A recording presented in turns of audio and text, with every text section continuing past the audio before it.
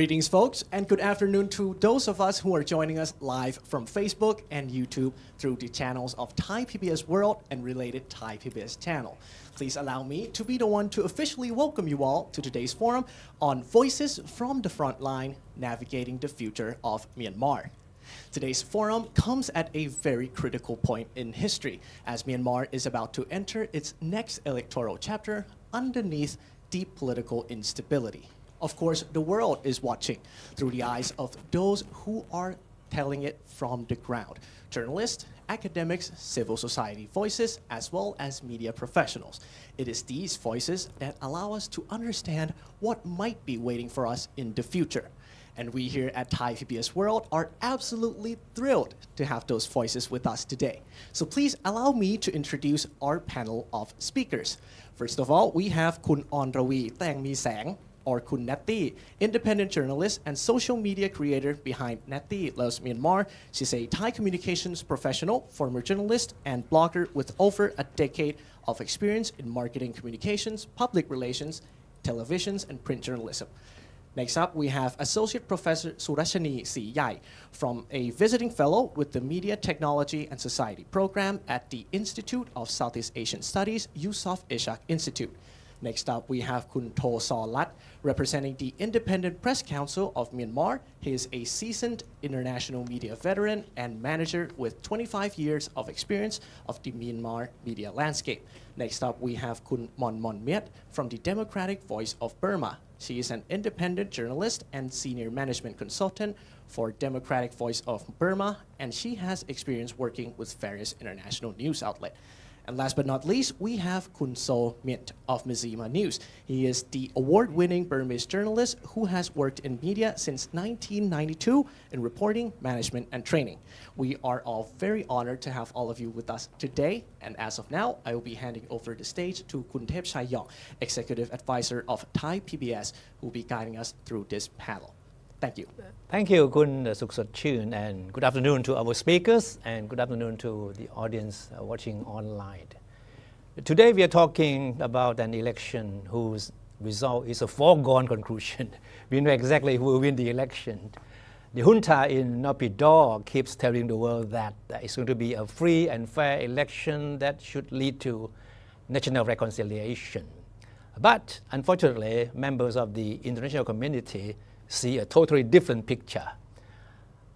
Human rights organizations, Western governments, and independent observers see the election nothing more than a sham designed to legitimize the continuation of the dictatorship in Myanmar. For 4 years now, in fact, it's more than 4 years that the military has been in power, and it has shown no sign of wanting to step back. And don't forget that the election will be taking place with all the credible or the real opposition parties having been dismantled. Aung San Suu Kyi and other democratic figures are still behind bars. And all the journalists who should be speaking about the truth about the election have been either banished or are also in jail. So we cannot say that the election is going to be free and fair. And of course, the word sham is the most appropriate word to use to describe this coming election. And I'm sure I'll be hearing a lot of this word from my speaker today. So today's discussion is certainly not about predicting the result of the election, of which the outcome we know. But we want to focus on what this election means to the future of Myanmar, the future of its people, the future of the national unity government, and the future of all the various ethnic communities in the country and on the fringe of the country. But more importantly, we also would like to touch on the very important aspect of this whole issue. That is how the world, the international community should respond to the election and what kind of actions they should avoid to end up being seen as legitimizing the continuation of the dictatorship. So today we have 5 people with intimate knowledge of the countries and what the upcoming election will be like. I understand that each of you has your prepared remarks to start with. So each of you will have 8 to 10 minutes for remarks. But before we begin, Swamint, what have your people on the ground in Myanmar been telling you about the people's mood in Myanmar? Their expectation, are they feeling excited or feeling just indifferent? First of all, sorry, Kap. Yes, unfortunately, this is not going to be an election where people are eagerly voting for. Definitely, people are very worried, very concerned. Either someone who is in Yangon, Mandalay, such capitals, or someone who is in Sagaing and Rakhine, where the fightings and the war has been going on. People are very worried about this. People are especially struggling for their life. Okay. So this is not the issue where they are dear to, and this is not the issue where they are expecting from. That is what, and their independent surveys already carried out that shows that more than 90% of the populations, wherever the surveys are done, both in the areas controlled by the Myanmar military or in the areas controlled by the different resistant groups, that shows that more than 90% of the people are not interested in the elections. About Natty, your friends in the business circle. So of course, as recently, I have just I went to them in front of Myanmar embassy in Bangkok to witness the early voting. So according to the unofficial information that I got from the embassy was that over 700 people registered for the early voting. But then when I went there to observe for the second day, it's not even 100 people, or even both days, because the election took place for 2 days, the early voting. So both days, not even half of the registered people came to vote. So this clearly shows, I would say, the desire of the people, or the perception of the people toward what we call the sham elections, or even the business community. Of course, we have in Myanmar there are two groups of businesses: those with the ties and those who just want to survive. So of course those with the tie may could go to vote to support to continue for their businesses. But then those maybe without the ties or who just want to survive may or may not go to vote. So this is what we see in the business community. So it's nothing compared to the previous election in 2020, right? No, very different. Especially as far as the advanced voting is concerned. Okay, let's start with Tosorat then. Your prepared remarks, please. Oh, actually, when we talk about election, election are basically to consolidate democracy. But like you said, it is very much regarded as sham election. In legal term, I think EU Commission make very clear it is illegitimate election. It is every short of every aspect of democratic principle. Started from legal aspect or even the election commission. It's not independent. It is a major general running the show. And also in terms of free, fair, inclusive, none of these match.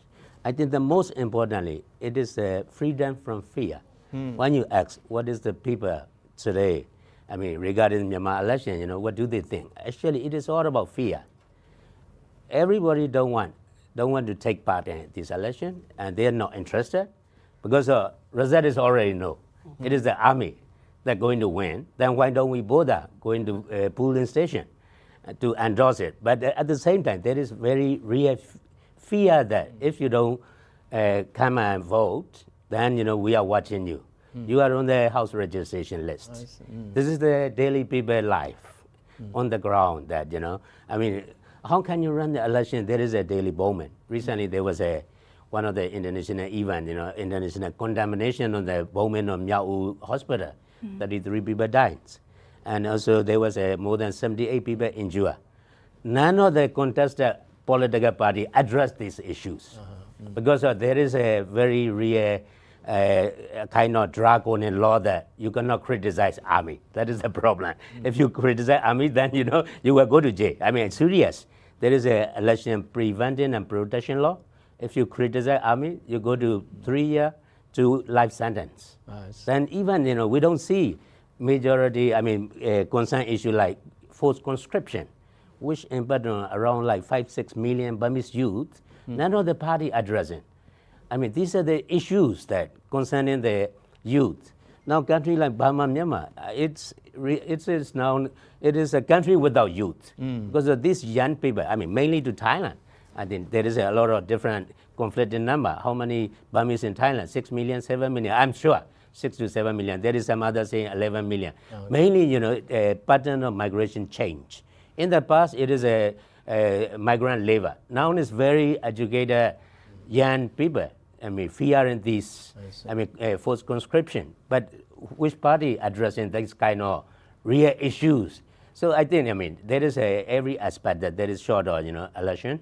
And also in terms of, we can go to the voter list because the army took power, insisting that there was a fraud by Aung San Suu Kyi and the party. They are accusing 11 million voter list. Even voter list, 90 million people list are not on the voter registration list. They are also the same. They are not doing the same, even the voter list, it's not right there. Or starting from the legal aspect or election commission and also introducing new election machine, that voting machine that nobody really understands how to vote. And also, the result is already out there. Okay. So this is already knowing the winner. But my point is, it is the fear. The people has to be, really, if I don't go to vote, am I going to have a trouble? And people don't want trouble. We had enough trouble. Okay. This is not the same as previous conflict. Myanmar is not stranger to the conflict. We have more than 70 years of civil war. But this time, the extent of conflict, it is the Burma majority in the dry zone, everywhere. If you look at territorial control, Myanmar army only control 21%. Okay. 42% control by different various resistance group and 37% contested. What about people living in that area that not having an election? There is a 63 districts and martial law, or they can say that it is not inclusive or not nationwide election. It is phrase by phrase, first phrase, but it is, at the end, it's mean nothing, change nothing. But at least there will be only, the army uniform to civilian saying that we are elected government. Basically trying to legitimize themselves, and also their army main aim is to argue that the 2020 election result no longer relevant because we have a new election endorsed by Chinese and Russia and Belarus. That's what they want. So I think this is our main concern is about the people. We see recently recent silent strikes on the International Human Rights Day, 10 December. People, we still respect those unsung heroes. People always, whenever they get the chance, they were sure that we don't want army domination in our country. So I think, what is the point having the election? You already know the election result. But at the same time, our main concern is our majority of people has to be very scared that, if I don't vote, if I don't show up in election voting system, at the gunpoint, what will be the consequence? That is a majority concern. And also key concern like young people, we have a lot of brain drain. A lot of young people has to leave because of these, conscription law. And then, who is addressing the real issues on the ground? And also there are like social civil servants, like teachers, and they have to be forcibly election monitoring. And 2020 election, they use 150,000 school education staff and teachers. But now both sides, resistance also announcing if you support election, it is illegal. And they're saying if you disturb election, it is illegal. What about those who cannot say no to take part in this process? That is our main concern as a journalist. We always, concerned about our people. What about those? What are the impact of this? We know that it is sham, it is illegitimate, but also why do we bother the election outcome? We already know at gunpoint. We only worry about our own Burmese people in majority who cannot say no to both sides in the conflict. That is our main concern. Thanks for having us. But you think there will be people who are courageous enough to not to go out to vote as a sign of defiance? There is no requirement for voter turnout. But the army also, they already know the result, but they want to show. It is a sham show.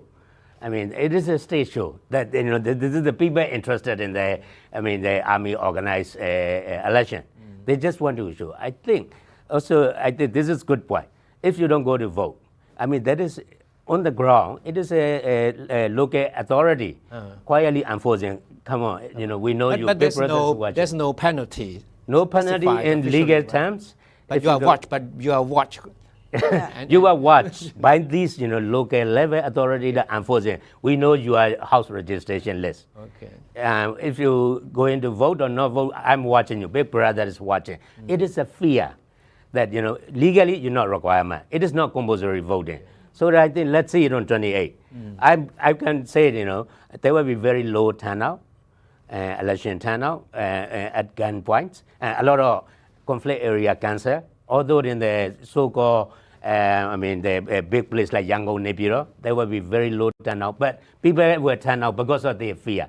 So you are making a very good point there. Legally, it's not required for compulsory vote, but the fear will drive them to go to the polling station, and then the machine that they got no idea, which one to press. But who knows? Officially, there could be 90% turnout. Right. This is always statistic, Right. I mean, there is after Cyclone Nagis in 2008, there was a referendum. They said 92.8% of Myanmar people supported the constitution. And then they calculate Myanmar population with the 60 million. When there is a census, it was only 54 million. So there will be, that kind of number. And it is all about show, sham show, and they will say that, okay, I will not be surprised. They will say it is a 90% of voter turnout, and then, favor to the particular army-backed party. That we already know the result. So this is statistic. It is all about number. It's all about one version of truth. True from the army. They don't allow any other version. So you cannot underestimate the military junta. Yeah, they will make sure their narrative, their version of truth is true. Okay, Kun Srachani, please. I guess I would start by saying that I want to mention a little bit about the role of the external actors and the international community in this landscape, because I think at this point in time, it seems that the external actors just want to get this election over with for their own self-interested reason. And most ASEAN countries, in terms of how they have react to the possibility of the election on the get-go, is to maintain this strategic ambiguity. So, not really being, obvious in one way or another. And while some of the Western countries have already denounced, just like Dozola mentioned, the election, but that's pretty much it. Not much have gone beyond the statements or speeches, right? We didn't really see any tangible support for the revolution, right? And also another thing, just like both Nati and Gotozola just mentioned about the early voting, the low turnout for me, as a political scientist, for me, it's quite interesting because what it shows is that almost all voting booths that the junta organized out of the country, right, be it in Thailand or in Korea or different places, nobody really show up. Right, and what that is reflecting that the SSPC, that the reincarnation of the SAC. On this point, don't you think that the junta anticipate that this kind of turnout would be just like it was? Actually, I don't. I think they did not expect that few people would show up. I think they would think that more people would show up because of one of the most important reasons would be fear, right? They think that they can still control people, but when these people move abroad, they're no longer within the grasp of the junta. What's interesting is it shows that when that influence, right, when that fear is no longer the biggest threat, SSPC can't really command the legitimacy or acceptance from the people, right? But what it can also potentially mean, just like you mentioned, they may learn from this experience. And we may see, and that's my personal concern, that we may see heightened coercion and electoral violence in contested area inside Myanmar when the election happened, right? And we also kind of see that happening already last year, the end of last year. The Irrawaddy have reported that some electoral commissions, people, and also local authorities have gone into Loikor, which is the last stronghold of the SAC in Karenni State, and collecting people data, in a way that would elicit fear from these people, right? We know who you are and we know where you live and things like that. If you don't go vote for us, then you can run into trouble. So things like that, we may see more of this happening on top of the already existing like consistent airstrike and things like that in the contested area. But overall, the reality of this election that we're seeing, this upcoming election, is that it is built upon the blood and tear of the Myanmar people, right? Of the people who can't say no, just like Godozola just mentioned. And I mean, as a Buddhist myself, I think this is a bad omen. If you want to start, a regime with so much blood and tears of the people, can you really rule it effectively? And in terms of whether this election will lead to more fragmentation or to the nationwide peace, just like the SSPC claim, I think the starting point is that we need not forget that we're talking about a regime that has consistently deployed terrors against civilians, their own people, right? I find it hard to believe that they have any interest in peace and reconciliation. However, what they do want, I think, and also some external actors as well, is stability, right? And which is, in my view, is not mutually inclusive to the concept of peace. You can have stability without peace. There's many ways that you can obtain peace. One of it is through coercion. But they may have different definition of peace. Yes, and they may even have different definition of peace as well. But in the end, this election will fall miles short from the conventional understanding of democracy. But I can't help but still think that maybe if it's the stability that they try to achieve, this may have some two key scenarios that may emerge from this election. The stabilizing scenario, right? One of it is once the election is over, the SSPC may try to strike some bilateral relations and deals with the EAOs. Some of the EAOs that would be willing to work with them based on economic interests and things like that. Secondly, another scenario could be brief balkanization, right? Just kind of let things kind of just gradually normalize itself. But my take is that this is not going to be a durable peace or solution because of the natural resource. If you think about it, the heartland Myanmar, or the central Myanmar, doesn't really have that much natural resources compared to the ethnic control areas, right? So in the end, again, economic interest might drive the junta to try and re-secure these areas. So these both two scenarios, although quite stabilizing in the short term, it could still lead back to the violence. So no, I don't think we're looking at a way to pathway to peace in any way. I'll end by saying a little bit about Thailand, or what to do way forward in terms of what Thailand can do. I also have a little bit about ASEAN, but I want to really emphasize on Thailand because I think the Thai government needs to reassess its relationship with the junta. Just by simply ask ourselves, right, the Thai government, have they been a good partner for us? Right? And I'm just talking not even from a political perspective, but if we really look at the situation after the coup, scam operations, right? The river contamination, the toxic contamination because of the mining, or even the PM 2.5, Thai government have tried to reach out and work with the Myanmar government, but they have yet to deliver any result or even try to collaborate with Thailand in any of these regards. So if you have really our national interest in mind, right, the answer should be clear, right, that we need to reassess. And we also need to come to realize that the majority of our border is no longer controlled by the Myanmar military. If you can see the image here, it might not be clear on the screen, but just focus on the green, right? The green is the junta control area. And if you look at our border, there's not much green in it anymore, right? What it means is that our border, for the first time in a very long time, is now controlled by the ethnic armed organization and their de facto government, right? And so we need to find a way to work with them for our own national interests, right? These de facto governments, of course, have potentials and willingness to work with us. And if we don't support them, right, it may open doors for another great power intervention as well. I see. I know with or without the upcoming election, the junta would have been in power anyway. So why do you think they would want this election to take place in the first place? I think it's mostly the external power, namely China.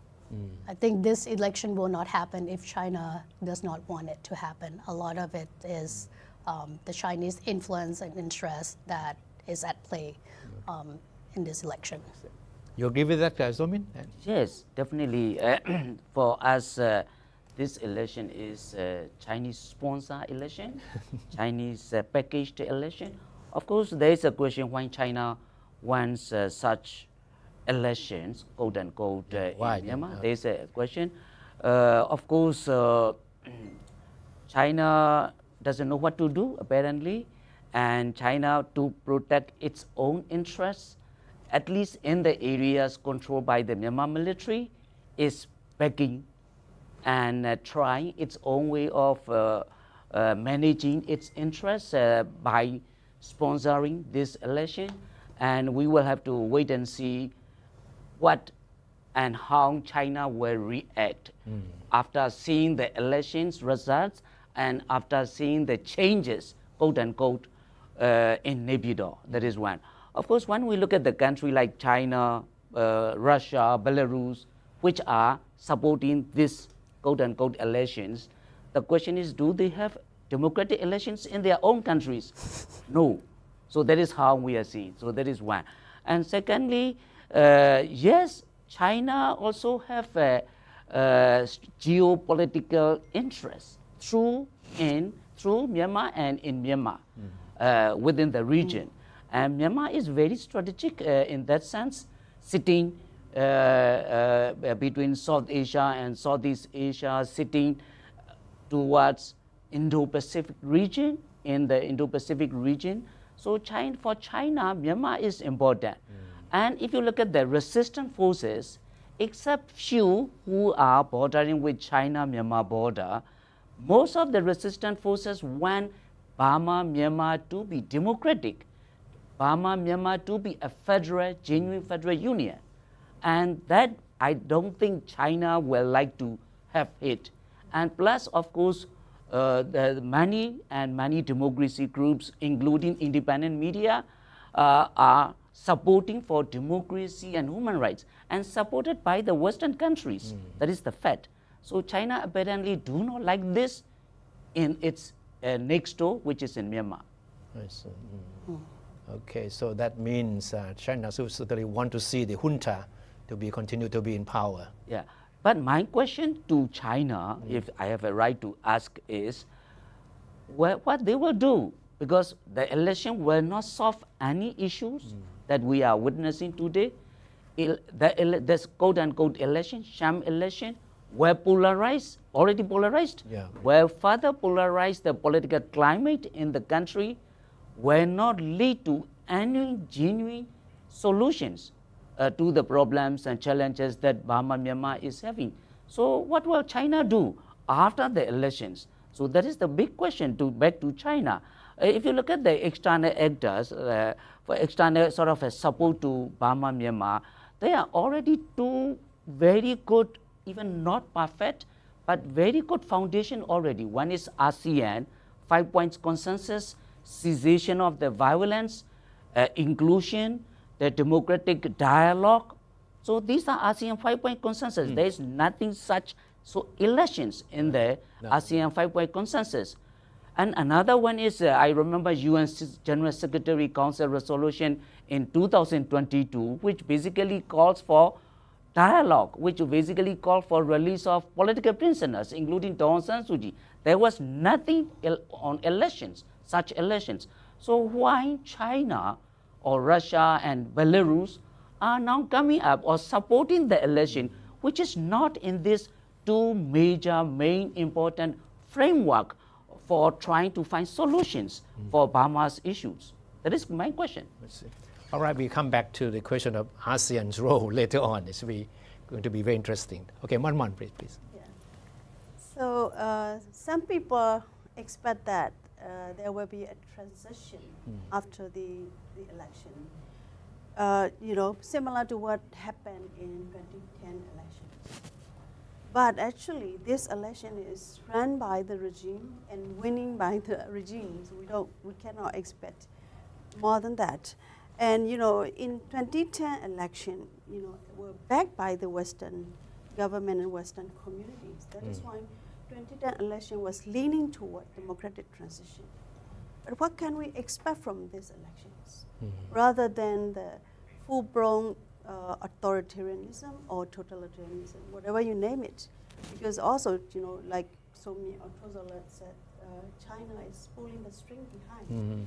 So after the election, the results, like what will happen to Myanmar, and I expect that Myanmar will become the proxy state of China. Wow.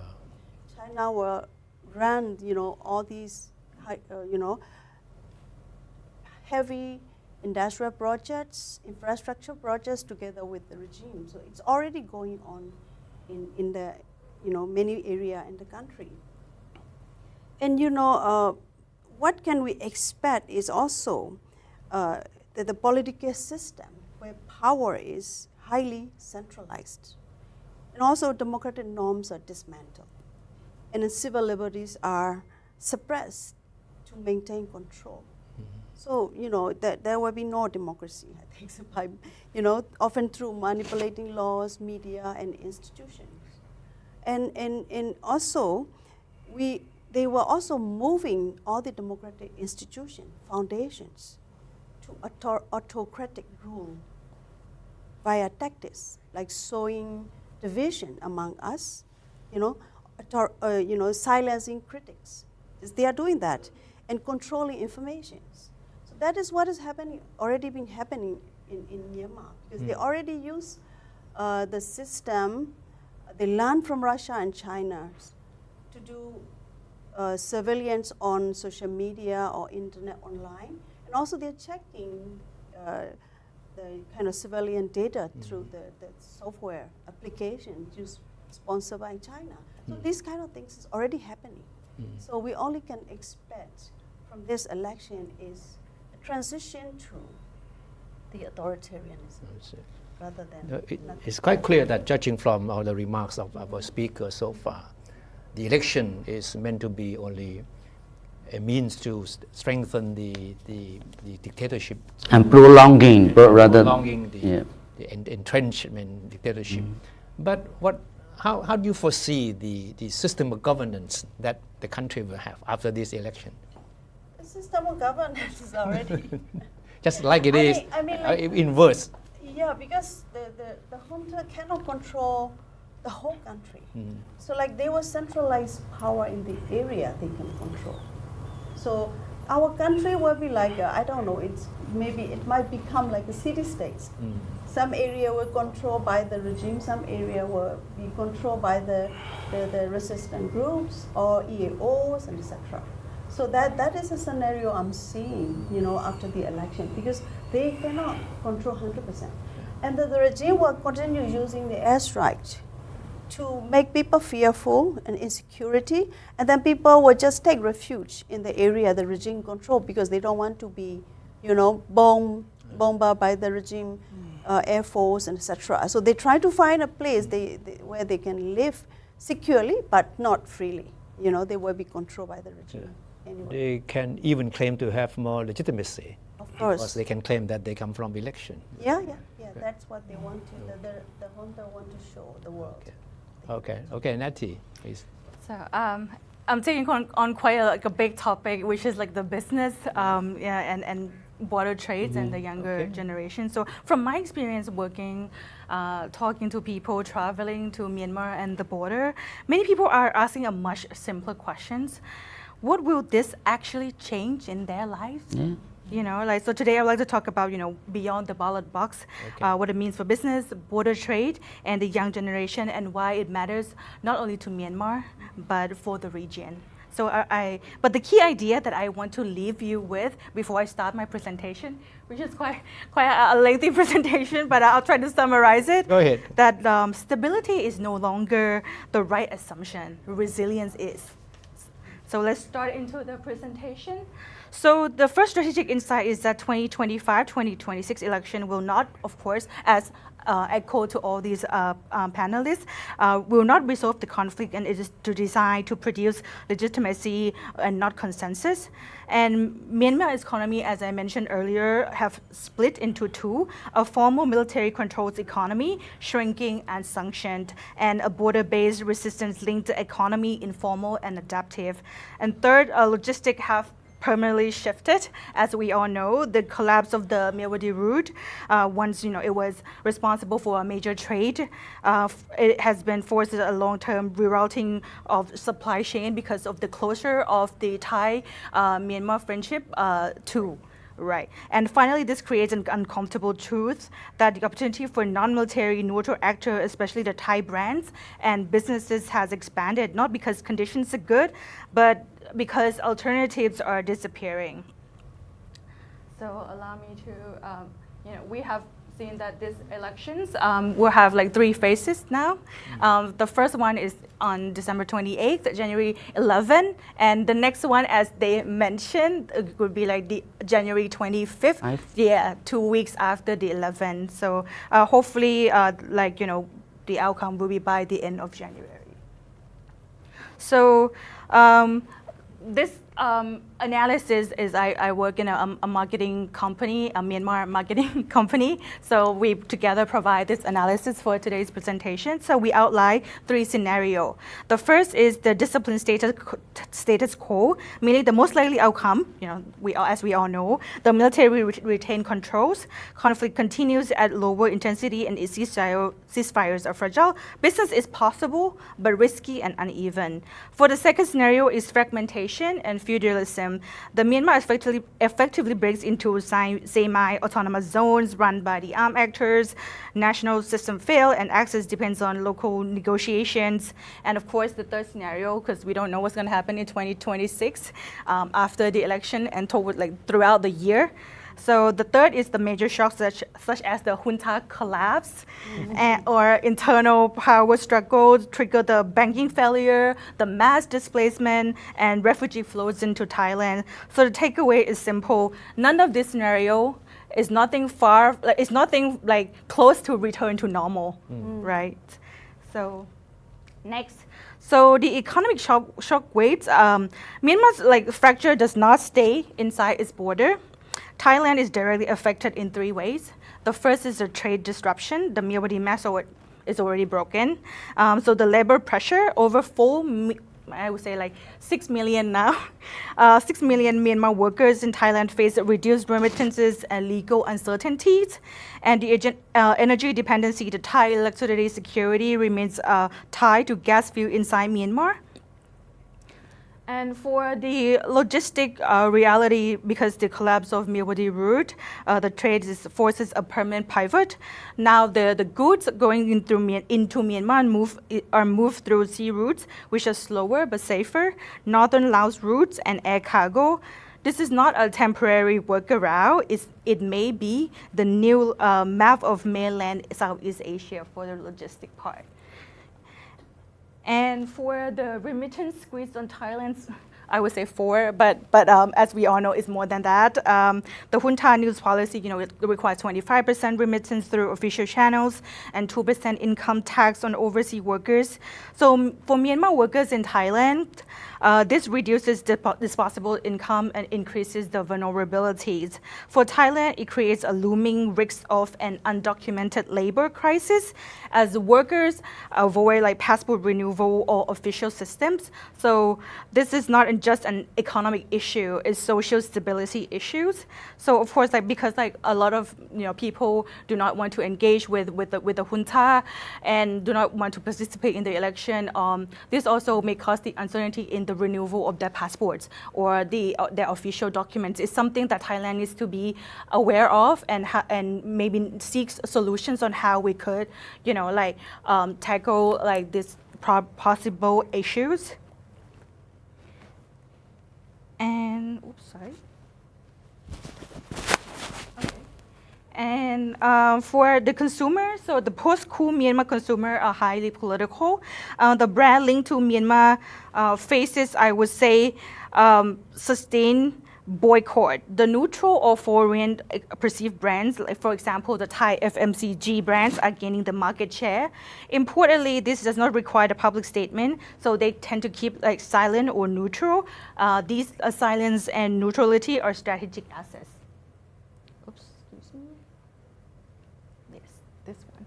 So you can see like some Thai brands are still winning in the market, and while those, linked to the military, their shares are declining, and of course they still continue to run the business, but the people on the ground would prefer the non-military linked brands.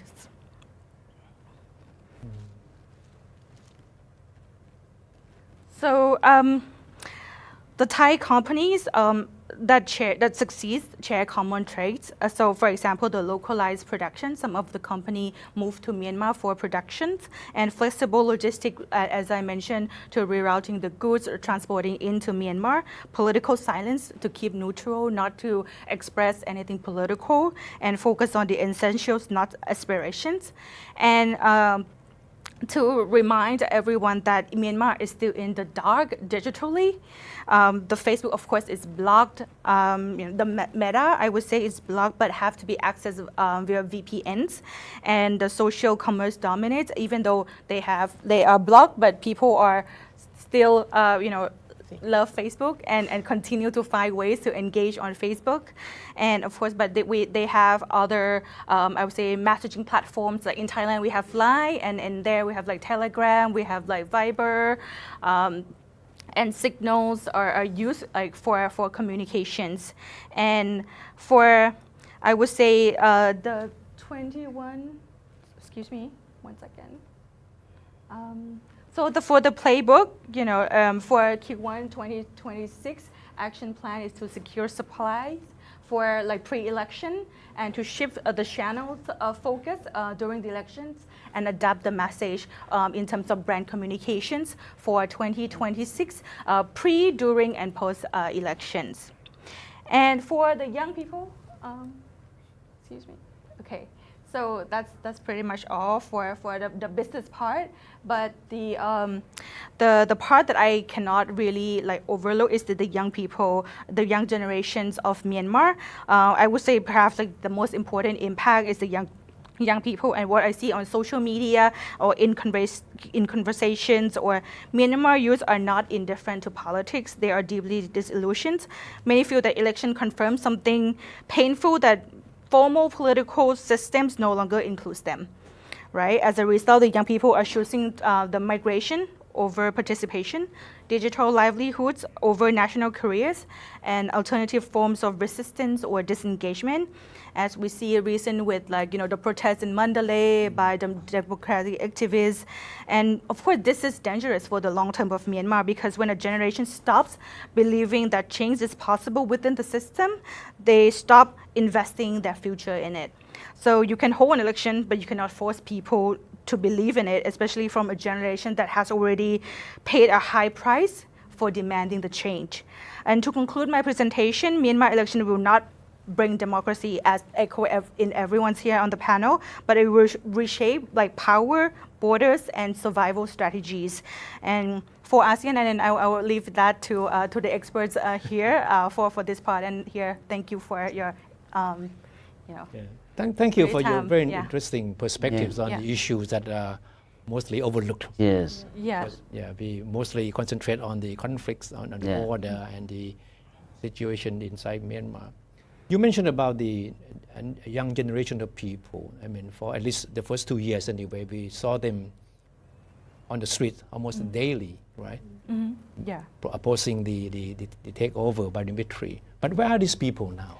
Right now, these people, there are two groups of the people. The people who chose to leave, they have had enough of it. They have had enough of the junta, of the military governance. So they moved to many countries in the world, particularly mainly in Thailand. As we can see right now, especially in Bangkok, we see a growing numbers of Myanmar restaurants, which makes me very happy because I used to live in Myanmar for 6 years, and before there were not many Myanmar restaurants in Bangkok, but now there are a lot of Myanmar people in Bangkok, especially the young generation. You can see the newly established Myanmar restaurants in Bangkok. You see I would say, I mean, I went to a lot of them because I love food. A lot of young people, they are there. They are there at the newly established Myanmar restaurants. So we see the growing numbers of people living, especially for in Bangkok in many areas. For example, Sukhumvit area, Phra Khanong, On Nut,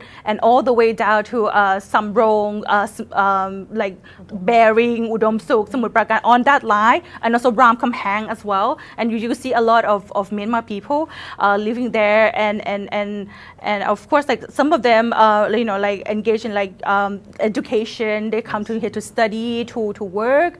Of course, some of them like they have the valid visa to work as well. So you see a lot of like growing numbers of people in Thailand, especially in Bangkok and other areas such as like Chiang Mai and of course like Mae Sot, like this first group. And the second group is of course like those who chose to stay. So there are, like, of course, the young people who probably, unfortunately, don't have a chance to leave the country. So they decide to stay in Myanmar, but of course their future is uncertain. So because of like the political instability that causes like in terms of education, in terms of their jobs, with the struggling economy, finding jobs is not as easy as before. So we can see like these two groups of the people. Yeah. And those who have left the country, and especially those who are in Thailand and you know, as friends, do they intend to go back someday? So right now, I mean, I would say it's really sad. They don't really know what the future holds anymore. They're trying hard to study right now. Some of them study languages, some of them take courses, some of them study in the university, but they don't know what's going to happen in the future. They cannot really plan. So actually, recently I recruited one of them to help with my project. So there's like, oh, I've been here studying for quite some time now, but I don't know what am I gonna do next. I don't know the future anymore. And it's really sad for me to hear all these, like it's not just him though, a lot of, because I interview a lot of them and with pretty much like similar like situations that they come here, they study, but then like after that, they don't know what's going to happen anymore. You want to add? I just want to add and supplement for those who remains in the areas controlled by the junta, because we have two sort of a set or two kinds of the areas in the country today. One area is like Yangon, Mandalay, Naypyidaw, where Myanmar military have a tight control. Big cities. But big cities, large population centers. Another one is, as we mentioned, the areas controlled by the different resistance groups where active fighting and active war has been going on as we speak. So for those young people who remain or who have to remain in the areas controlled by the junta, one is very serious for them because of the conscription law, which the Myanmar military. So every youth has to be conscripted by the junta under the law. So one is, it is not just daily life where they find food and they find work, because they have to also be conscripted by the. So many people try to also stay away or try to leave from that conscription. That is one. Which is very serious for many young people. Another one is for those youth who are in the areas where the active fightings are going on. So of course they don't have a job opportunity because airstrike is there every day. Either they are part of the armed resistance movement or what they will do. So this whole generation, millions, in 2020 election, previous election, we had 5 million first-time voters, which is 18 years, 19 years old youth. What are they doing? Their future is really missed. And so I think that is we are having loss of generation. This generation, young, plus next generation, where the kids, the children cannot go to school, let alone getting the food and medicines. Yeah. Okay, let's come back to the election. Okay. Our Thai Foreign Minister, Kun Siasak Pongkiatkaew, made a very interesting remark a few weeks ago about the election.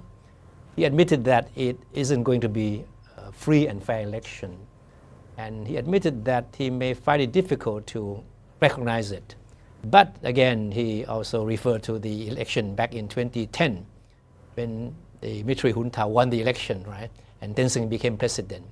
He said the election back then might not be perfect, but it eventually led to a process of reforms leading to Aung San Suu Kyi released from house arrest and then the victory by the NLD in the subsequent polls. And so he is looking at this particular election with some hope. Do you think he's too hopeful or he's too optimistic? Wow, you're gonna throw the tough question on me. Yeah, I think he's very diplomatic and also very hopeful. I mean, having hope is good, but in a way, it's gotta be based on some sort of, rational thinking of or analysis of the scenario as well. I think the election this year, the dynamic and the way that people think of this election this year is so different than the previous election in Myanmar, right? And the way that people that be in power, the way that they navigate this election is so different, right? So I don't think this election could lead to what happened in the 2020 election. I think it's too different to even compare it. So, what is your view on that?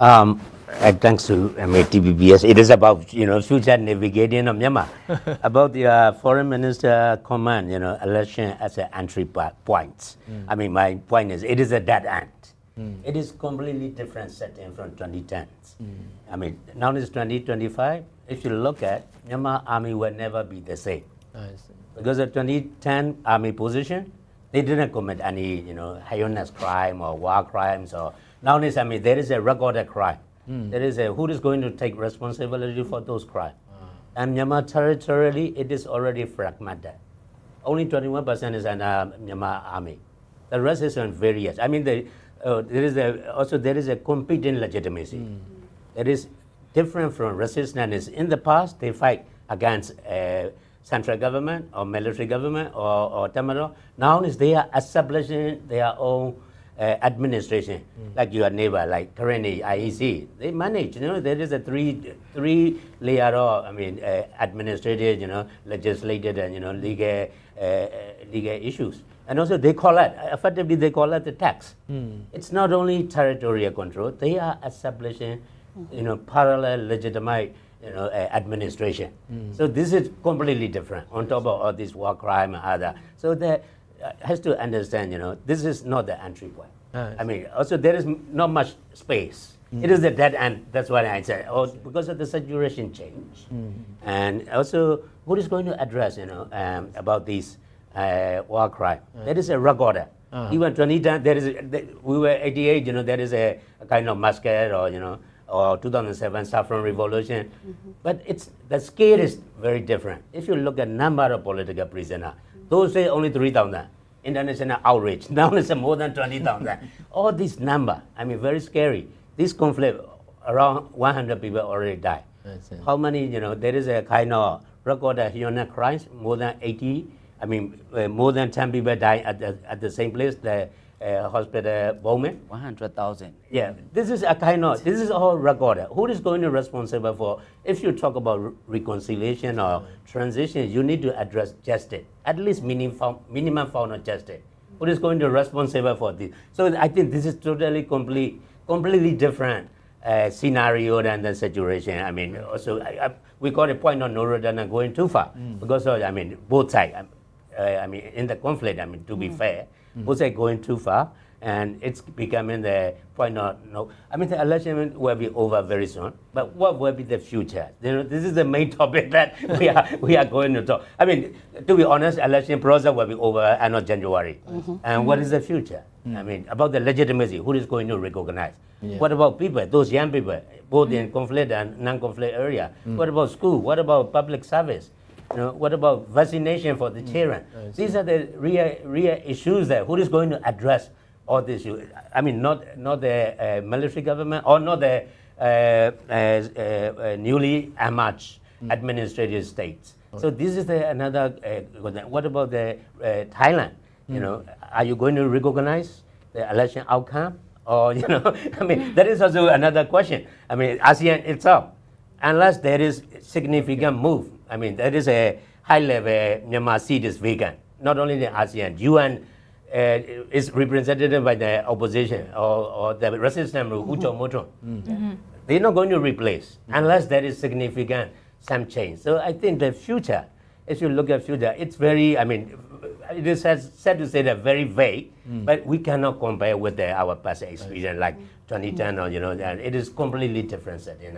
Somebody need to be accountable and somebody need to, at least, for majority of those 100,000 house burned out, who is going to address about this, At least we need, I mean, justice issues, minimum fauna justice. Otherwise, if we neglect this, very basic human rights fundamental issue, I think we cannot move on.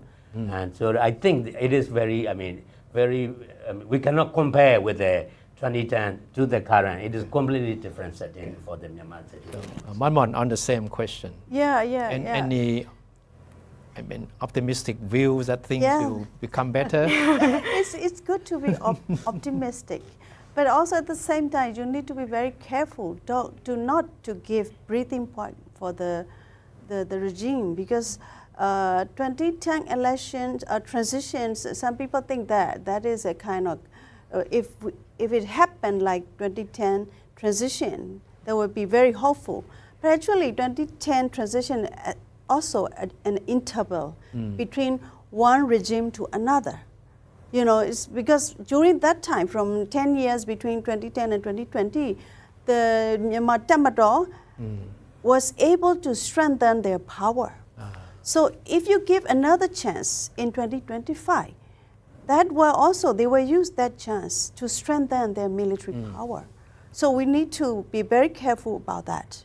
So that's why I mean, like the prospect of peace after the election is, I don't think there is any prospect for peace, because peace will prevail only where there is justice, equality, and equity. So we don't have anything. I don't see any prospect of peace in Myanmar after the election. And also because it's very obvious that the regime holds the election without the consent of the majority of people. And how many times they have discarded our votes? In 1990, 2010, they used advanced ballot to discard the real votes, and also 2020. So it's, people has lack of trust on the elections. So, that is why, how can our neighbors, and our key players in this region can help with that? The first and foremost, I'd like to also request, the very important thing they should do is not to endorse the regime war crimes or stop the regime's crime against humanity immediately. That is what we need urgently. And the second, they need to convince the regime to release all the political prisoners, including the president, women, and foreign minister Daw Aung San Suu Kyi. Those are, recognized by the UN, according to UN protocol. So they need to release those, including those, all the political prisoners, and these two particularly. And the third, the neighboring countries and our member states in ASEAN should urge a political dialogue process, with the assistance of our neighbors and also the ASEAN members, including Thailand, China, Bangladesh, and India, and other key players in the region. And so that's the immediate solutions the people want to see, not the election results, because they know that election result cannot do anything better for them. So that's what they are expecting. What you just outlined, what the international community should do, or the Myanmar's neighbors should do, asking Myanmar to stop the violence, right? Yeah. To release all the pro-democracy figures, including Aung San Suu Kyi.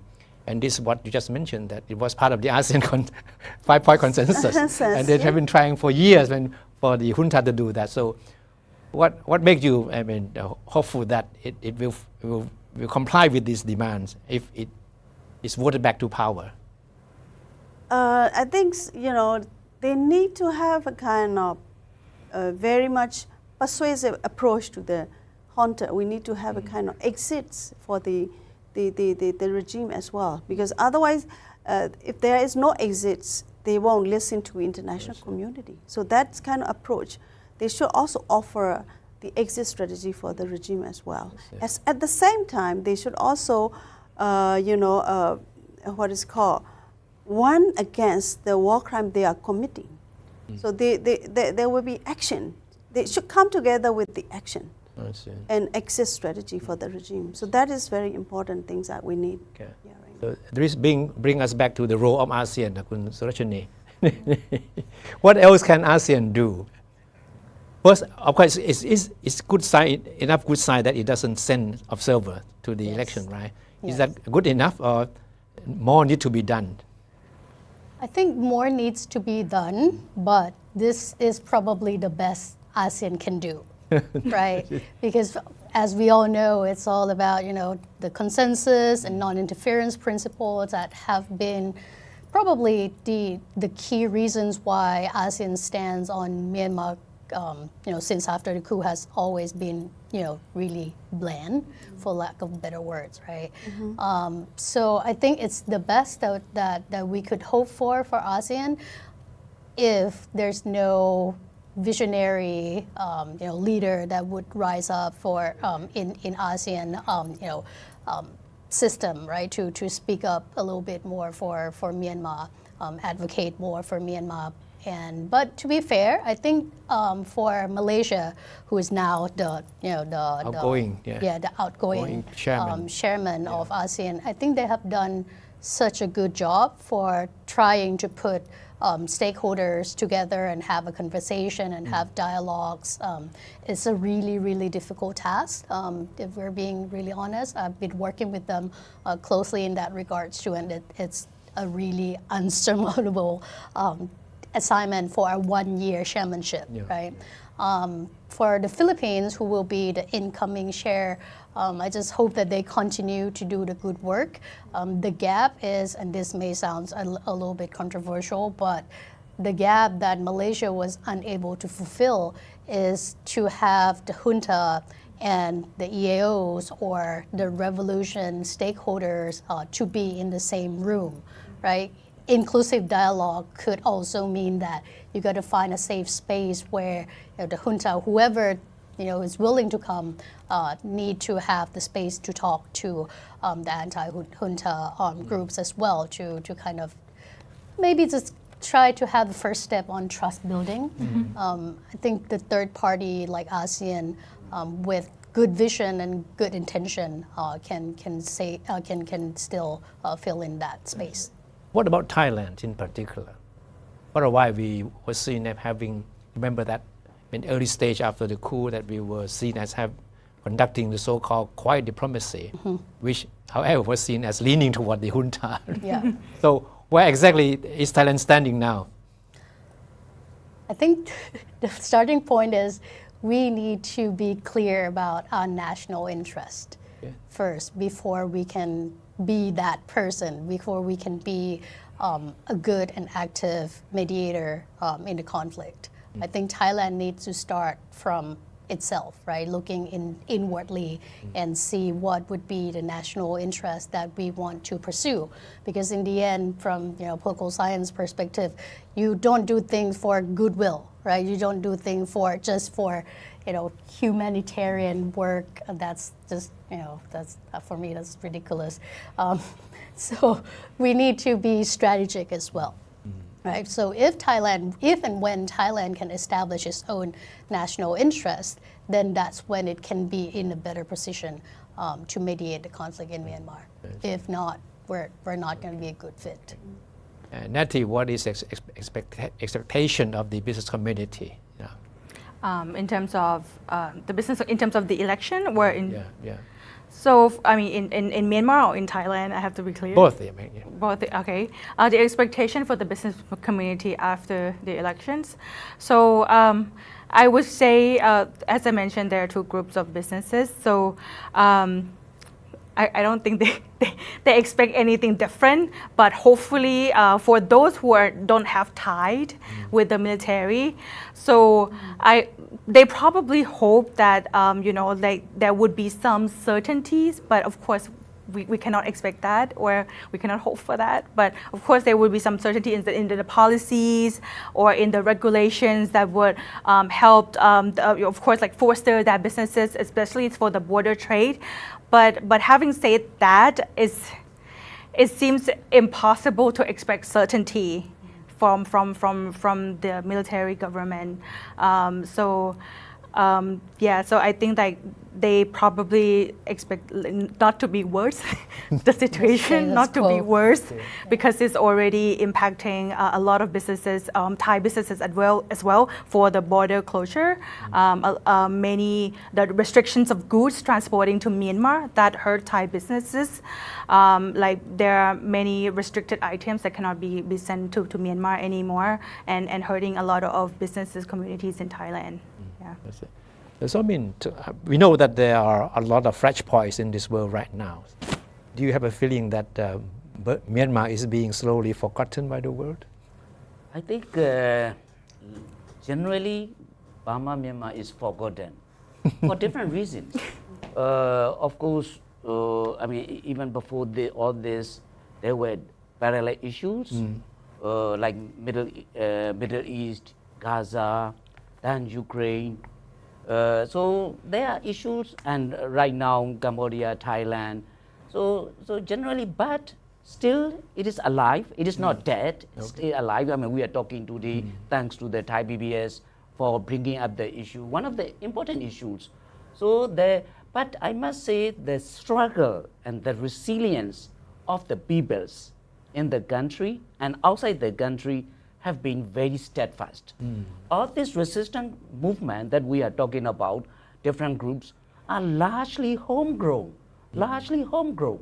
Of course, there are a little bit of moral, political support, and from time to time, international media coverage, whatever the best they could.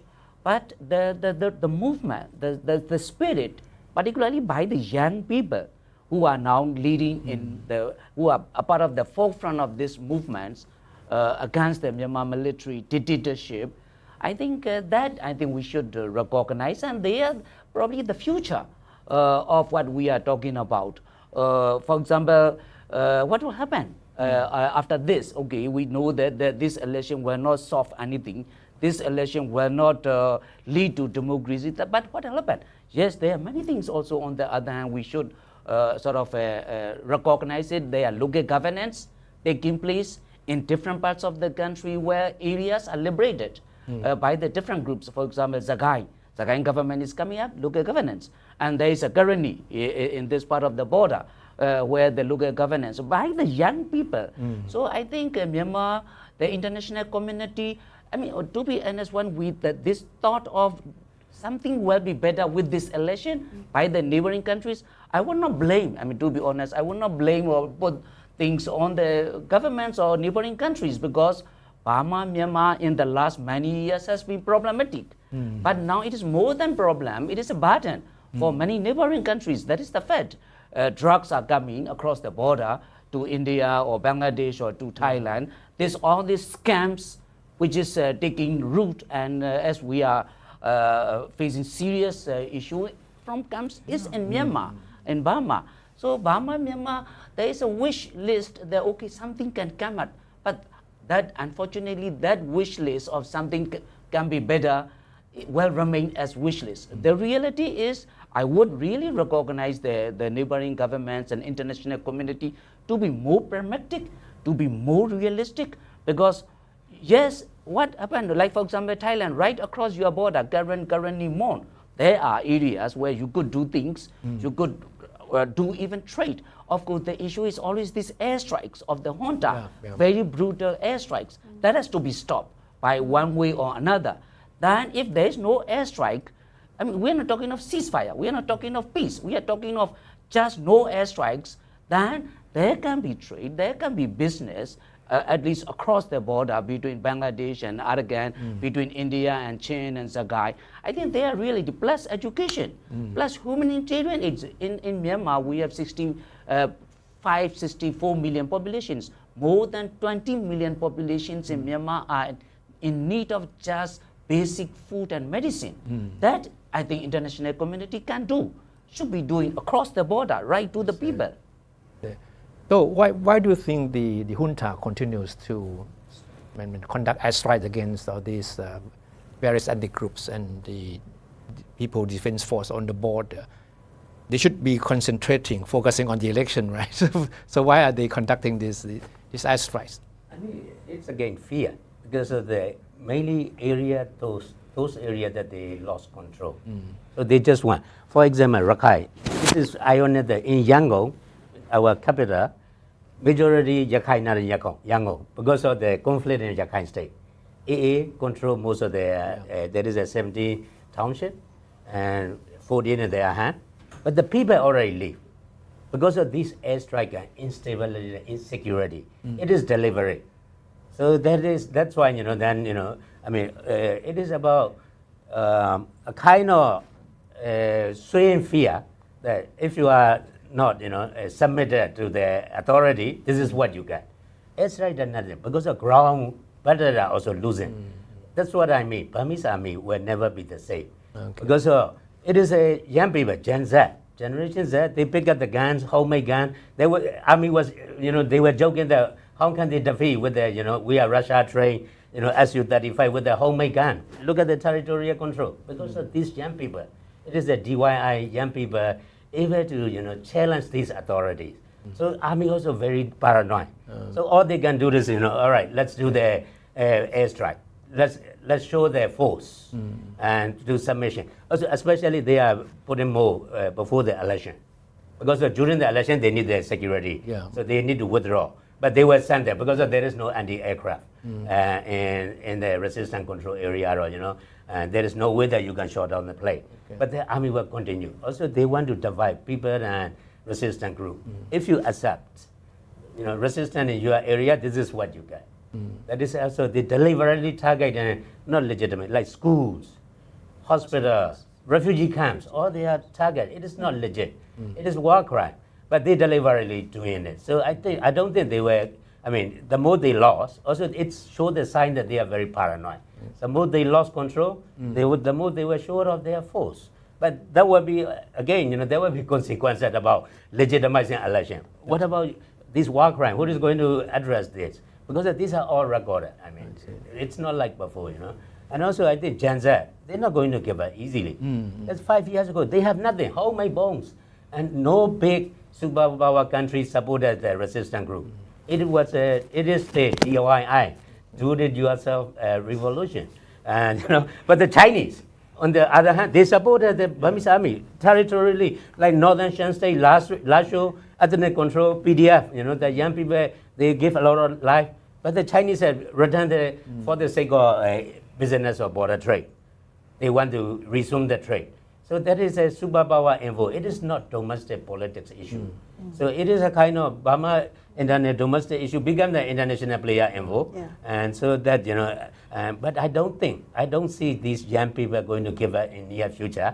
And also, I mean, they will say that we would start the revolution not because we expect somebody support us. We will continue, but don't disturb it. That is the airstrike. They are all Russia-made or Chinese-made plane, and then they continue supplying. Su-30 is very high generation, jet fighter.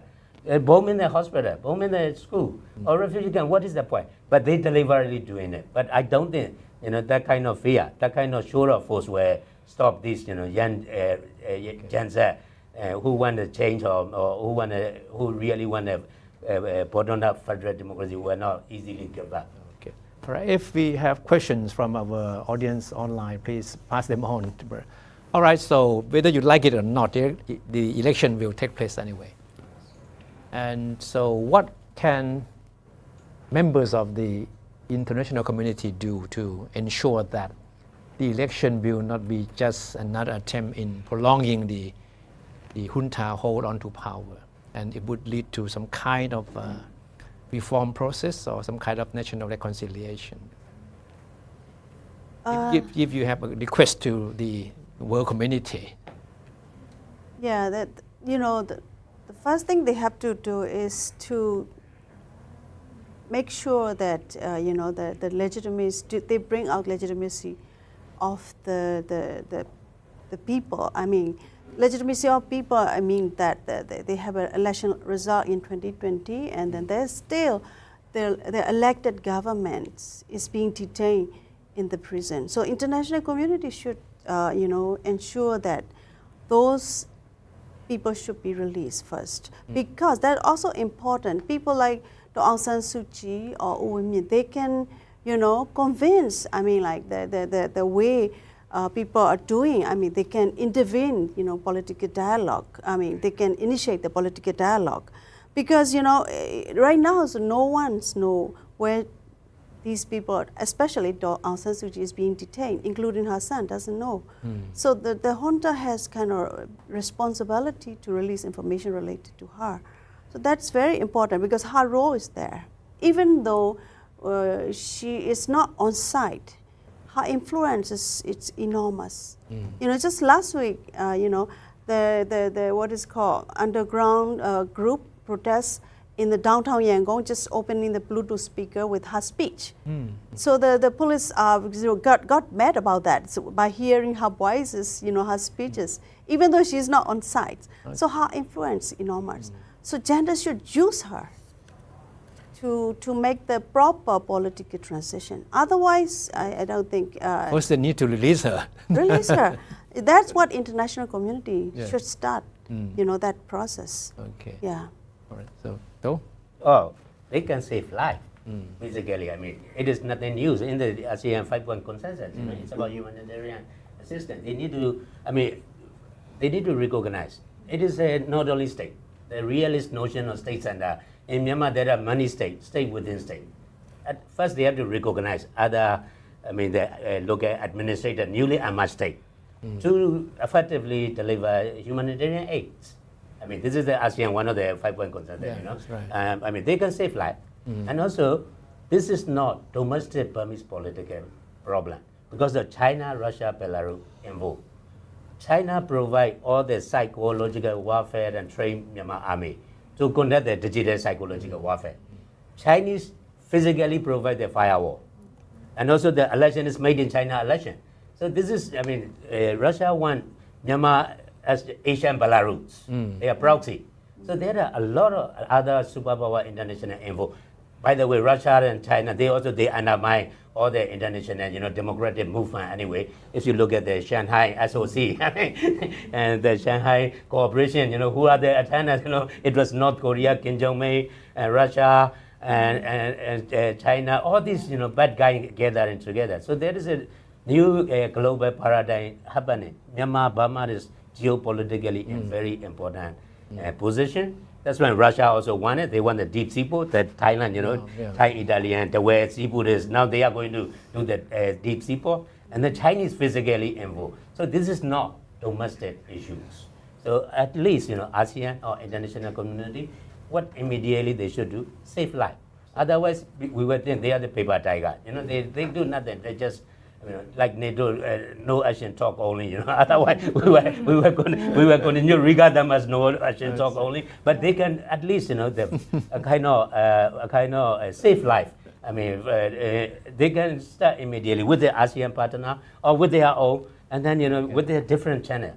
State center approach no longer relevant to Myanmar current political setting. There are many state within state. You have to recognize, you have to make the deed, you have to start formulating, saving the life. This is what I will be proposing to the international. As far as the situation in Myanmar is concerned, ASEAN seems to have reached the point you just mentioned.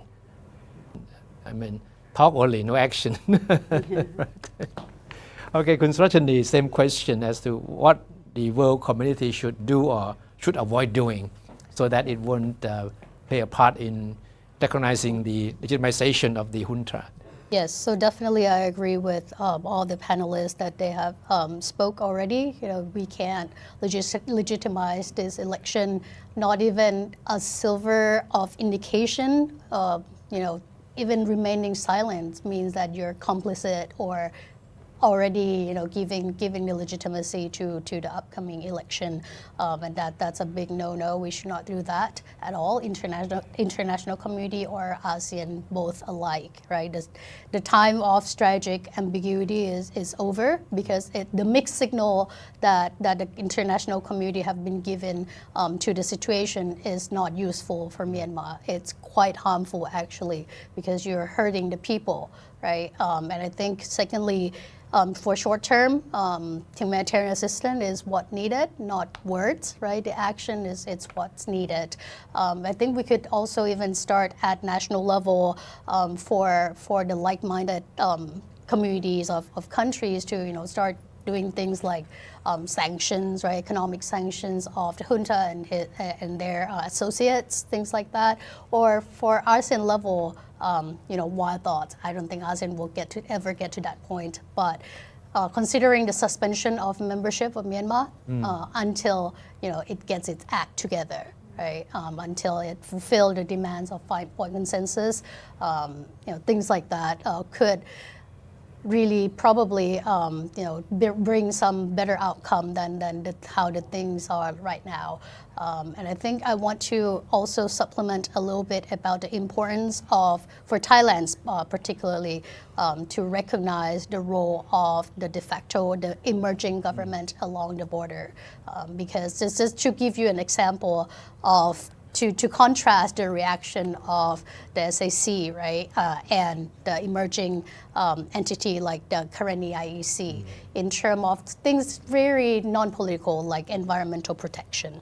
As you know in the news, the water contamination from mining, the rare earth mining activities have been a big issue in Thailand, right, impacting a lot of people, including even people in the Mekong sub-region too, right? Thailand have sent several letters to Myanmar government asking what they can do about the issue addressing the rare earth mining in Chan State particularly. And the reply has always been, oh, those are illegal mines, right? It's not registered with us, so we can't do anything, right? On the other hand, when you look to the Karani IEC, right away, a few weeks ago, there's an allegation that mining in Karani State in Mochi Township, which is the antimony mining, have created water contamination in Salween River. Right away, the IEC actually reached out to me to find a way to really prove whether the mines in their area are actually impacting the water. And what we did was I reached out to researchers at Chiang Mai University to organize a training for them to collect water samples, and they will do that in the next few days to collect the water sample from inside Karani State, so that we will have a solid, concrete evidence of whether or not the mining in the Karani State actually have impact in Salween River. So just to show you the level of willingness to work with Thailand, it's quite different, the junta compared to the emerging governments. Okay, there's some questions from our online audiences. One question is about the role of China. I mean, the question is, given the role of China, how would that impact Thailand? Which sectors in particular? Quite a broad questions, but if China is really, I mean, giving full support to the elections and the continuation of the dictatorship there, I think the question is probably, I mean, is related to that. So what would that mean in long term then? Yes, China is elephant in the room. Very powerful. Of course, at least regional superpower, and very important for countries like Burma, Myanmar, from all aspects, geopolitical aspects, business aspects, security, safety of the lives, including these scams that we are witnessing very badly. Of course, I think there are issues in the region where China and the West, particularly the US, are sort of contentious to each other. But when it comes to Myanmar, I think China has gone beyond the line in that sense that China is backing the side, backing the Myanmar military, and particularly this election, quote-unquote election, which will not solve issues. So in a football match, I think you know there is a Rule 11 in a soccer football match, Rule 11, which is offside rule. So China has gone that, because in the international community, there is a UN General Security Council resolution in 2022, and then there is even though not perfect, there is a ASEAN 5-way consensus where there is nothing mentioned about elections, and China has gone to that stage of Rule 11 and got offside rule, where supporting the elections. So China has to be very careful of not. We are all in this sort of a global rule-based order, and you cannot just gone beyond that. So I would say China is a big elephant, and of course, again, I repeat my question back to China: what will you do after the elections, where there will be no change unless May Online, current commander-in-chief and current acting president and current chairman of the Security Council, is changed, or is something happen to him and to the military, or within the changes? Unless that, what will China do? That is a question to the big elephant in the room. And Thailand should also be concerned as an immediate neighbor of Myanmar, Thailand. Right? Yes. All right. Of course, we all know that the junta is in complete control of the country, except in areas that they still have problem trying to control, right? But are there concerns about security on the election days? Would any groups of people try to disrupt the election in any way? It's I happening. think, it is already happening. Because, some constituencies are under curfews. I can't even imagine how can you organize election in a place that under curfews, like Chin State on the India border, only 2 townships. But the candidate has to hide their identity because of the resistance. Chin resistance said, we don't want any election in our control area. If you collaborate, we will punish you. That is also they make the public statement. That's why people are like sandwiched in between these two conflict. So I think they are very concerned. Another reason they are increasing bombing before the election is to this concern. They will withdraw most of the security force to guard there. That's why they are kind of punishing those areas that they cannot control. So I'm sure I don't want to see election-related violence, but it is inevitable in some area because it is a both side making law. Army is making election protection and preventing law. If you criticize election, you go to jail to 3 years to life sentence. Resistance recently endorsed a law. If you support an election, 6 months to 10 years. So then some people like public servants at gunpoint, how are you going to deal with that? Are they collaborators? So there are a lot more problems than answering about elections. So my main concern is election-related violence, especially in those. The 37% of contested area, there is some election happening. Because like 21%, they may consider very secure, but I stay doubtful. And like 42%, they can say a lot of election, but still some of the area is under curfews and they want an election. They just want to sham show, I don't know why they dying for this, the election. So I think that is one of the key concerns that nobody can. I hope, there will be no violence on election day, because at the end, violence, it is the people that suffer. When the two buffalo crash, we said the crash has to suffer. So I think that is one of our main concern about election. Main concern about all the election candidates at the moment. There are 5,000 more than 5,000 registered candidates. They all concerned. I mean, even the pre-election education, they said don't wear the uniform to come and get the training because they cannot guarantee the election. Because on the way you will get arrested, or on the way back you will get arrested. Then you get the training how to use the election voting machine. This is the real situation on the ground. I got no clue that why they are, dying for this, election. But I think mean nothing. But this is one of the key concerns about the security concern on the election day, not only the 28, 11, 25. Because everybody, there is a actual territorial control or administrative control. Both sides has a law, legally punishable law that targeting the people. So I think that is our main concern. I hope it's not going to be bloody election on the election day. So the latest that you know, how many parties are running in the election? 57. 57. And But there is a big but. Those parties which won the elections in 2020, except the military-backed USDP party, like for example, the party like Nationally for Democracy, which won landslide victory, and Shan Nationally for Democracy party, they are not contesting, and they are not allowed to, under their law, election law, to participate in the election. That should not overlook, because this election is not the election. This is just one-sided, state-managed, whatever they come along having had, and the result is already out. I see. And exactly how much of the territory that will be seeing the elections, in what is the percentage of the constituencies that will see elections? For the military council, that military junta, they have 3 dates. 28 December, first phase, and then 11 January, and they said after 2 weeks, that means 25th January. Then they said they acknowledge, first of all, that they are not going to have elections in the whole country. This is not nationwide.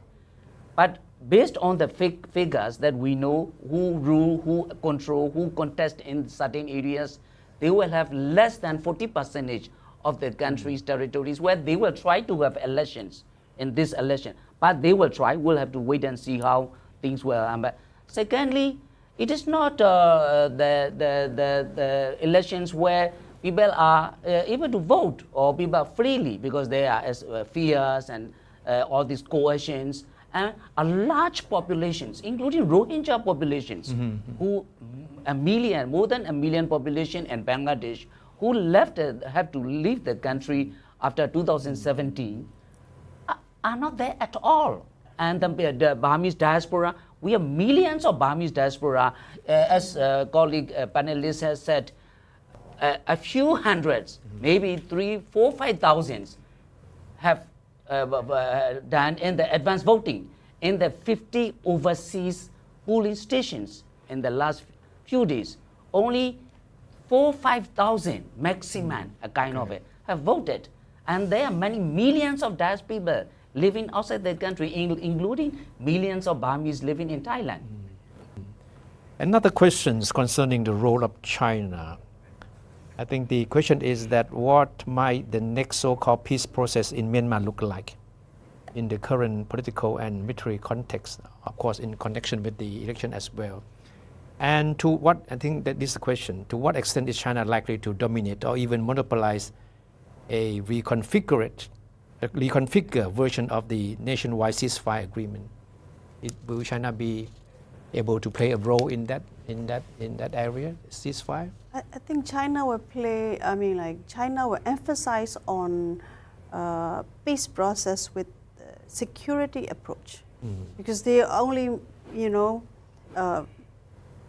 highlight on that, not reconciliation, because they will only aim for the negative peace, not a positive peace. So there will be no dialogue, there will be no cooperation among each other, there will be no change of structural violence. Those are stay going on. Those will be stay going on. So I think China role in peace process, I cannot see any China role. They were just, like. Okay. They're happy with the current status quo, right? Yeah, and they want this to continue. That will be, Okay. ongoing. Recently, there was a peace conference in April. It was sponsored by China and organized by, not only election is made in China, no, peace is also made in China, peace. There was a NCA, Nationwide Ceasefire Agreement, only 7 groups left. Even the biggest one like SSA, Shan, they were not there. We were very surprised. But Chinese really want to, show that there is some process in place. All right. Doesn't matter, whether it was a Myanmar narrative organized peace forum. But very, they're not significant participants. Even out of 7, only 6 were there. And nobody really interested or addressed the issues. So that is a pseudo peace that, Chinese will continue a kind of, not inclusive, the selective peace process that, because they want the northern part of northern area, including Lashu, Hua, Kokan, and that area to be stabilized because they want to resume the development project in that area. And also very seriously, like you are concerned, they are going to have an Ayeyarwady River dams project already signed. So China pushing Myanmar to some kind of, so-called pseudo-peace for the development, sake of development, pave way for the development. They will insist those areas already peace, and then they will resume all of their road and bed and the development project. That is their main concern. They don't really, but also they play quite dangerous game, like pipeline.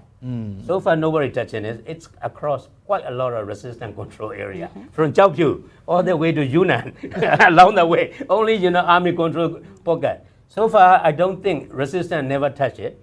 But if China is clearly backing the Burmese army, nobody can guarantee that kind of their Chinese business interest.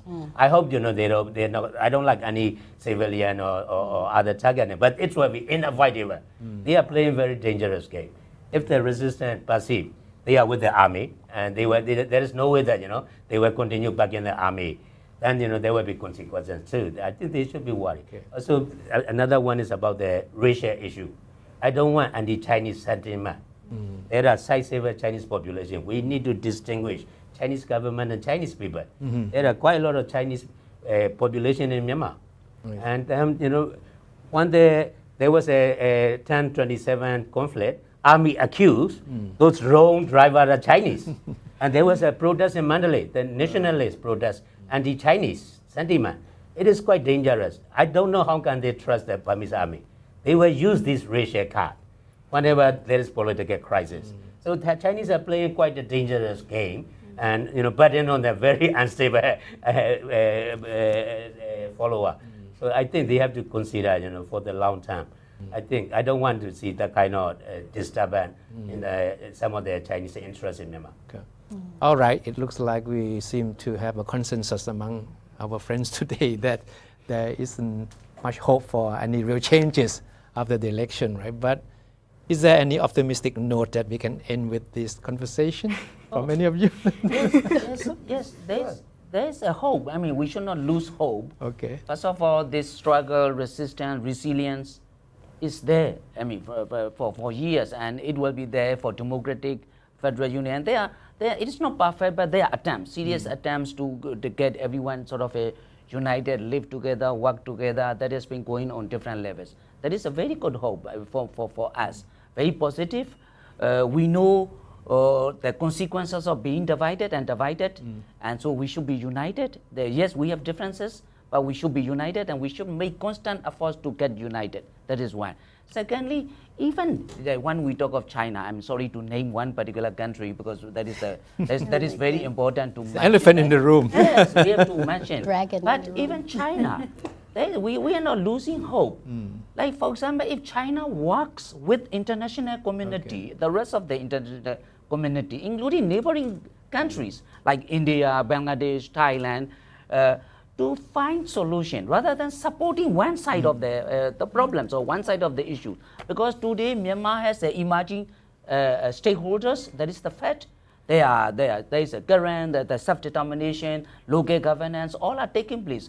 So China should work. If China being a big country and rich resources, I think that we should not lose hope that there can be, but provided that China and Myanmar military change its own way. But there is a very slim, very small window that they were changed by themselves.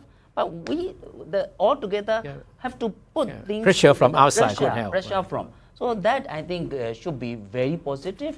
And I think another one is to be realistic, more pragmatic, working with the emerging stakeholders. Thailand working with Karen and Karani and Mon, and India working with Chin and Sagain and Arakan, Bangladesh working with Arakan and Rohingya. So I think that is also more realistic. Why? Working with, it's not just dividing. It is working with all these stakeholders so that there is a path or a way for future democratic federal union of Burma, Myanmar. Okay, thank you. So any hopeful note from you? I think also I like to use the term, call it parallel state building. If our neighboring countries, not only China, also Thailand, Laos, or India, Bangladesh, if they can support these kind of parallel state buildings in the different regions, starting from the bottom up, looking at the people on the ground, grassroots on the ground, and trying to help them, at least with the humanitarian assistance, and also helping them in very ethical way. That might be hopeful for the Burma or Myanmar become a kind of a country with a kind of hopeful situation. Otherwise, the election will push Myanmar become a lawless country. If Myanmar become a lawless country, all the neighboring countries will get trouble with that as well. You have to take burdens of Myanmar, each and every country, neighboring countries. So that in order to deal with that, you have to be very careful not to endorse the regime's wrongdoing. That's an important message I would like to give it to. So what was our hope? Change is inevitable. Change our case. Because Burmese people will not give up. Or young people will not give up. There is desire for change for very long. Army will not be there for forever. But we are not fighting the Japanese or British. They have nowhere to go as well. They are Burmese as well at the end. And we would like to see our neighbor, especially Thailand, India, China, Bangladesh, Laos, as a change facilitator, not the disturber. We don't want to see. We are and we quite fine with our own domestic resistance on the right way. So I think we like to see. I'm very positive about change. It is unstoppable, and I'm very sure Myanmar will never be the same, and there will be change. And at this very international conflict set in, this is also very unfortunate at the moment. But at the same time, we like to see both neighboring country, ASEAN, as a change facilitator for the long term, coexistence. And I am very positive. I have never doubted that. Burma will be stuck like that forever. Okay. There will be change. Yeah, remember also people want genuine change, not the cosmetic change. Right. So we need to be aware of that. We need a real change. Rajani, please. Yeah. Since you insist that I have to end on a positive note, I guess my hope is, Thailand will also have a new government. Soon.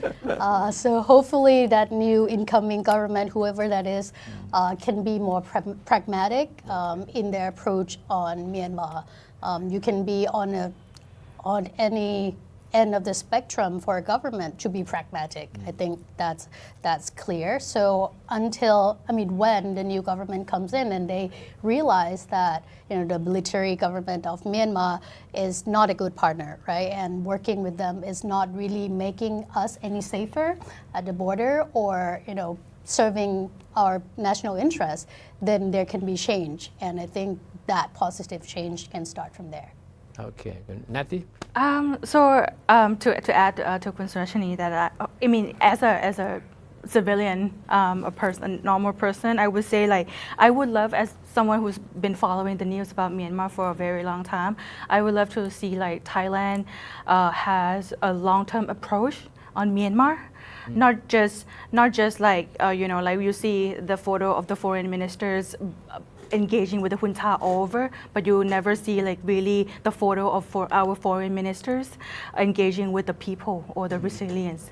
That is something that I really want to see, recognizing the resilience, recognizing the people, and also in a big picture, not just the government, adding on to of course we want to see the new government, but we want to see really like Thailand's like being serious about tackling, the approach with Myanmar in all aspects though, not just business, not just political affairs, not just scams, operation or whatever, but there are many issues that needs a long-term planning toward Myanmar that I have not yet seen, or maybe other partners have seen, but I have not yet seen as a person. Our seriousness in taking up like to be the leader or to even stepping up our position in navigating or approaching Myanmar. I really would love to see this.